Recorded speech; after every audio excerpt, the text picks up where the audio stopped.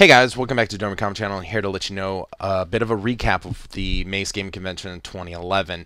It was a great time. Tony and I made our way out there, and we wanted to post footage as we were at the gaming convention, but there were just so many things that kept cropping up as issues for us getting to the internet.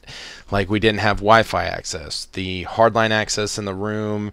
First there was no Ethernet cable, then there was no power, and the hotel couldn't find a replacement power cord, and it was just like, I'm done attempting to do this.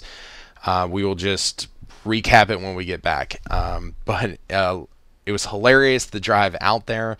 Tony and I kept joking about the fact that we hit so much traffic from Raleigh to High Point, where the Mace Gaming Convention was, that we were just joking that everyone in Raleigh was just going to the gaming convention. That's why we got stuck in traffic at, pretty much the entire drive from Raleigh to High Point. So we got there a little bit later than we intended, but we sat down, got some games in. We were going to film some of that, but we literally, in order to get in more than a single game, we couldn't slow down to film it. Because we got there so late. So we got into War Machine games. That was a lot of fun. The next day, we basically set up and ran Infinity stuff, and I got photos of all this stuff. So you're going to see a series of photos, and at the conclusion of this video, you're going to see a amazing thing I saw at Mace called a 3D printer that self-replicates. So in other words, you could literally buy the 3D printer and print a 3D printer. Or at least all the parts that were expensive could be printed, and then you just put in a couple screws and boom, you have another printer. Amazing stuff, guys. You really have to take a look at the end trailer. We're going to jump into some photos right now just to kind of give you the sense of all the role-playing, board game, tabletop, some of our Infinity stuff, all this stuff just all out. Take a look.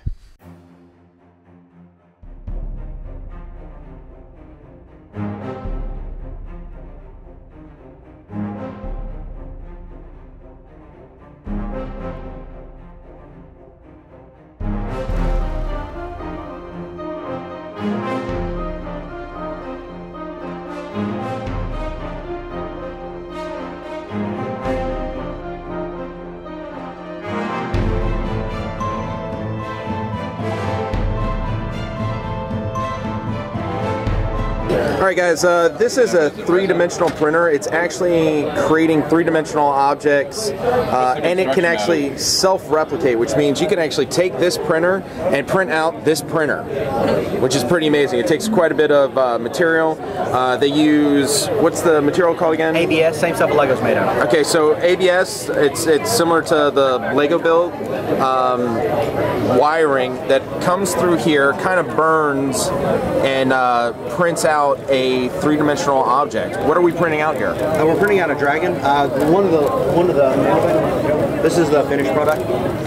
So guys, this is the finished product. It's the body of a dragon. Oh, it's a dragon's head. Check that out.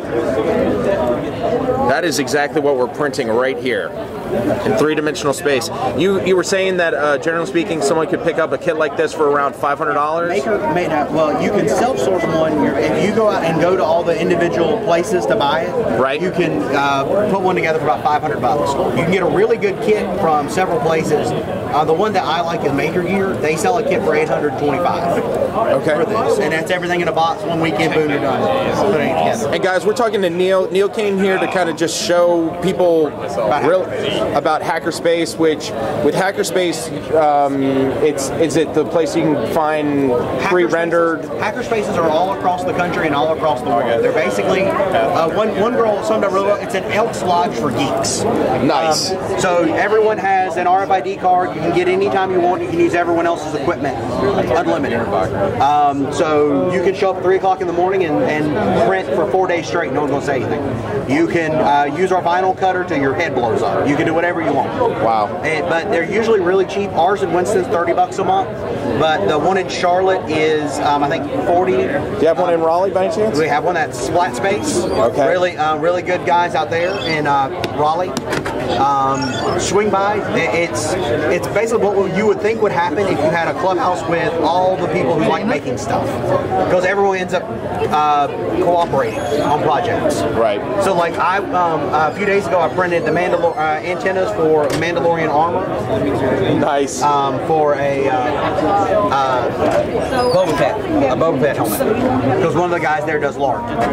And how big are, I mean, so the printing space right here is how big you built something? 8 inches by 6 inches. By 6 inches tall. So did you end up printing multiple things that were then attached to it? Or? Well, I mean, the ears are only this tall. Oh, okay. So I printed them. They were the full length. They were about 6.5 inches tall, but I laid them flat. Gotcha. So then they just sort of clamped on the side of his head. Okay. Guys, some of the other things that he's printing off. Darth Vader helmet. So basically, I'm sorry, can you say one more time where someone would find something like this? Okay. You can self-source it yourself for a really cheap one's like $350. But where would, when you say self-source? Self-source means you go to several different vendors, like there's Ultimate Machine, Lulzbot, Ultimate Machine, Lulzbot, Maker Gear. MakerBot sells some stuff that we actually use. Different people, you just go around. The easiest place to find out where to get this stuff is to go into the Freenode IRC for RepRap. Okay. That's where almost all the devs hang out. And you can go in there and say, dude, I just want to build a RepRap. And we'll help you. That's why we're there. We want, the whole point of RepRap, the whole reason we started this is we want everyone to have a 3D printer. And for that to happen, you got to make it cheap. Right. The cheapest printer you can put together is $350. That is really bending the curve on cheap. But Right. $350, if you make $1 a day in Cambodia, you and your friend can go together to build one of these. Right. But even the poorest people in the United States, if you make minimum wage, you can afford $350. That's less than a set of NASCAR tickets. But how much is the material itself? Like this? The plastic costs $50 for 5 pounds, and 5 pounds is enough to print 24 hours a day, 7 days a week for a month and a half, or to give around 15 to 20 of your friends reference. Depends on how you look at it. Right. Yeah. So again, the fact that it's self-replicating means it's the cheapest way to do it, quite honestly, right? Well, we print everything that makes sense to print. Like if they gouge you on the cost for something, we print it. It's like threaded rod is a commodity product already. You go to Lowe's, it's $3. It costs them $1.50 to make it. They're not making any money off it because they chug it out.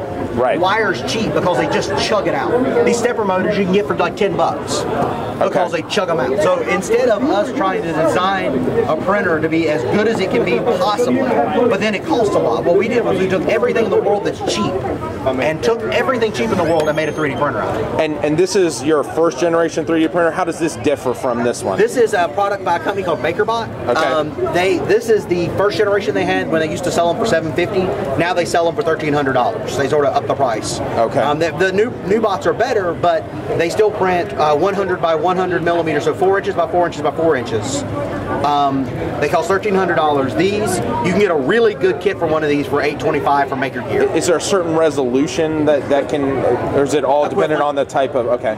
It's basically, you're still extruding with the same size nozzle, you're still using the same general type of firmware. Would you get the door for the dude?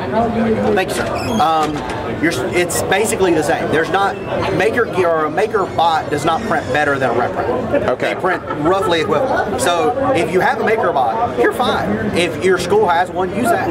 But use that to print yourself off a RepRap. Don't spend $1,200 you don't have when you can get something really good for $400 less through a kit, or what I would prefer, self-sourcing. Go to your local hackerspace. Most of them have 3D printers now. Print yourself off one and just geek it out at your house, printing off anything you want. That's amazing. So I'm seeing that it's connected to a laptop. Is there an OS, Linux? Or? All OSs. Well, again, it's ran virally. So at first, we mostly ran only Linux. Right. Well, then all the hackers, all the people around the world got it. Went, well, that's silly. So now it runs on Mac. It runs on Windows. You can run it. One of the main devs, Vic Oliver, who has Diamond Age Plastics out of New Zealand. He actually runs his off of one laptop per child. Okay. So, oh, wow. The only reason we haven't got them running off of Android tablets yet is no one's quite figured out how to get the Android to talk with the firmware the right way. Okay. But we're probably, I mean, we could be tomorrow away from that happening. Wow. And then they'll be running on cell phones. So